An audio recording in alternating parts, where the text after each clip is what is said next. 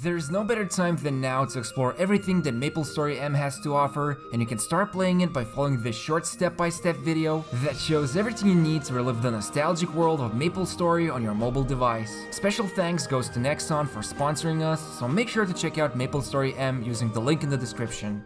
The first and most exciting part of your journey will begin by creating your initial character, and there's a lot of options to choose from Dark Knight to Bowmaster. You will definitely find one of the classes you can resonate with, and what's also exciting is that the game has been recently updated with the Demon character, which has two different classes. You can be an Avenger that uses Exceed system to deliver powerful attacks and relies on self-healing for survivability, or you can also go for the Demon Slayer, which focuses more on mobility and uses Demon Fury to unleash a series of critical attacks. But if you're entirely new to the game, it's highly recommended for you to go with an explorer that has 12 different starting classes, each with their own unique playstyles. For example, the hero is an epic damage dealer that uses a combo system to create very powerful attacks. And as of making this video, when you're done picking your character, there's a special event that introduces the Burning Project, which for a limited duration will give you 2 bonus levels each time you level up until you reach level 100. Just remember, you can only activate one character with Burning Project, and it has to be done at the creation step, so keep an eye out for this dialogue option and activate this insane bonus to speed up your leveling journey. So with your character created and Burning Project enabled, you're now ready to start your journey inside MapleStory.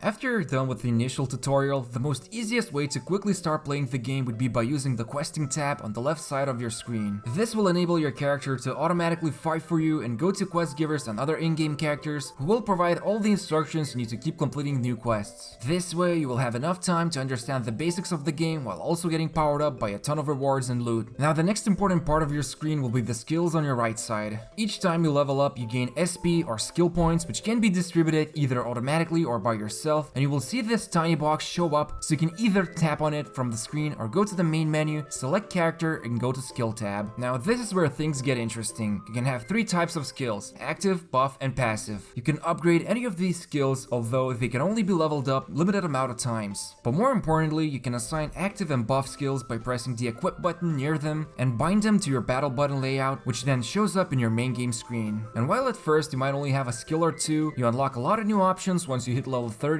which can be done very quickly, and you can start unleashing more powerful attacks. What's even better, getting to level 60 and 100 will add even more new skills, so you can use your battle button layout to determine which playstyle you enjoy the most. And that's really all you need to start leveling and questing. One button that's definitely worth tapping would be the mail icon, since you can get rewards quite regularly, so make sure to check it out and see if there's any awards that are waiting to be claimed.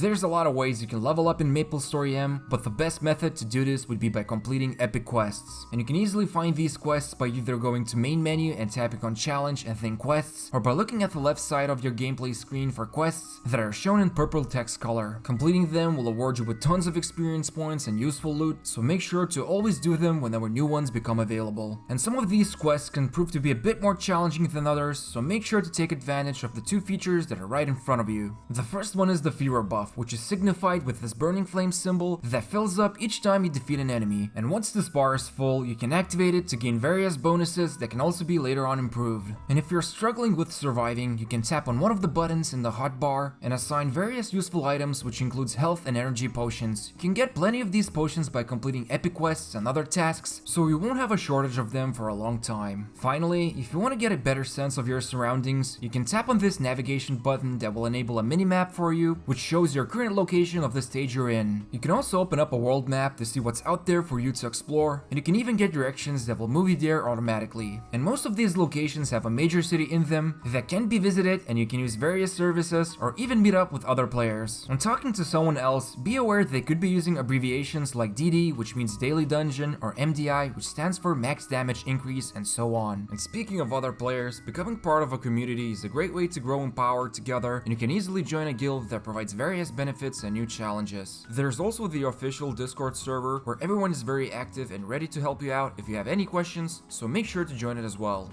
All in all, fighting, exploring, and meeting up with others is going to be something you'll be doing quite a lot, so the next step would be to review the best strategies for gaining more power for your character.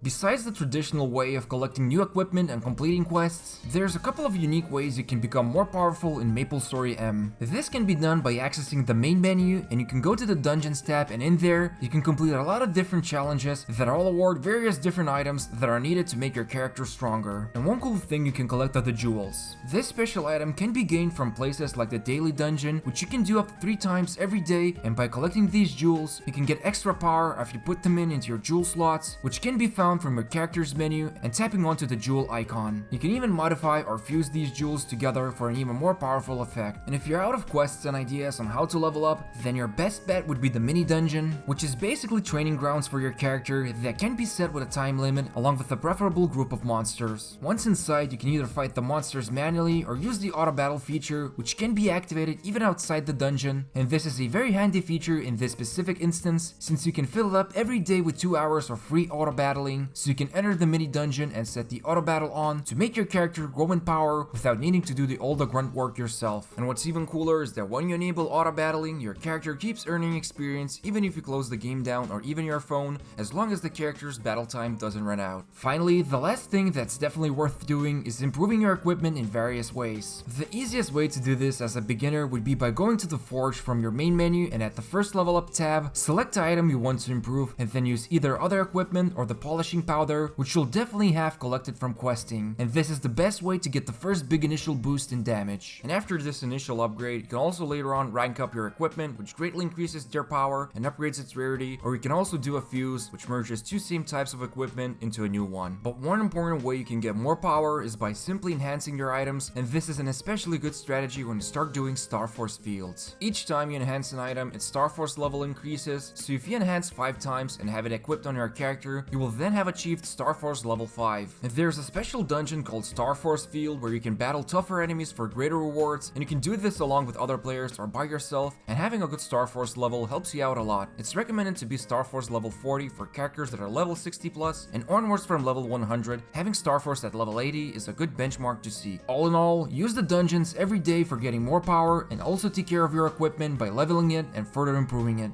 The last step in your journey to relive the nostalgic world of MapleStory involves discovering the remaining features by yourself. Take your time, explore the rest of the menu like the achievements, where you can redeem various awards for completing in-game feats, or by going to the attendance tab and gaining rewards for simply logging into the game. And if you're someone who has a hard time deciding which character to stick with, then you're in for a treat, since if you level more than one character, you actually get an awesome benefit called Link Skill, which becomes available once you start growing more than one character, and you can utilize these improvements after you have several characters' Link skills unlocked. Finally, don't forget it's all about the freedom you're given when playing this game, since you can automate a lot of things like battling or even movement. So if you're leading a busy life or want to multitask like watching our videos or chatting with your friends, there's nothing stopping you from maxing out your character by simply taking advantage of these existing features. The world of MapleStory comes alive in its mobile version, and these steps you followed are going to help you out with getting a good head start, and the only thing that's left for you to explore are all the different classes, quests, and secrets. Not to mention there's no better time than now, especially since the introduction of the Demon class and the limited time Burning Project power leveling boost. So if you still haven't done already, we highly recommend for you to check out MapleStory M by using the link in the description. And even though this is a sponsored video, we believe this is an excellent mobile game, especially if you want to experience the nostalgia from the original MapleStory, even if you haven't played it before. And if you enjoyed this video, make sure to gently press the like button and let us know in the comments what's your favorite thing about MapleStory M. And as mentioned before, don't forget to check out MapleStory M by using the link in the description. Thank you for your support and watching us.